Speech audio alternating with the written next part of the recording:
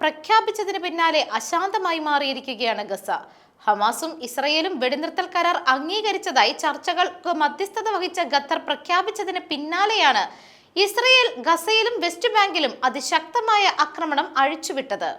വെടിനിർത്തൽ കരാർ പ്രഖ്യാപിച്ചതിന് പിന്നാലെ ഗസയിൽ നടന്ന ആക്രമണത്തിൽ 87 പേർ കൊല്ലപ്പെട്ടു. കൊല്ലപ്പെട്ടവരിൽ 21 പേർ കുട്ടികളും 25 പേർ സ്ത്രീകളുമാണ്. വെസ്റ്റ് ബാങ്കിലും അതിരൂക്ഷമായ ആക്രമണമാണ് ഇസ്രയേൽ നടത്തിയത്. ഇതിനിടെ വെടിനിർത്തൽ കരാറിലെ എല്ലാ വശങ്ങളും ഹമാസ് അംഗീകരിച്ചുവെന്ന് മധ്യസ്ഥർ ഉറപ്പാക്കുന്നതുവരെ വെടിനിർത്തൽ കരാർ അംഗീകരിക്കാനുള്ള ഇസ്രയേൽ മന്ത്രിസഭാ യോഗം ചേരില്ലെന്ന് പ്രധാനമന്ത്രി ബെഞ്ചമിൻ നെതന്യാഹു വ്യക്തമാക്കി.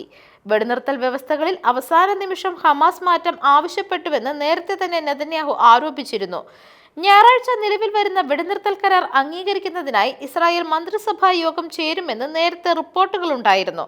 വെടിനിർത്തൽ കരാർ അംഗീകരിക്കുന്നതിനായി ഇസ്രായേൽ മന്ത്രിസഭാ യോഗം ചേരുന്നത് സംബന്ധിച്ച് അനിശ്ചിതത്വം തുടരുന്നതായിട്ടാണ് പുതിയ റിപ്പോർട്ടുകൾ നൽകുന്ന സൂചന.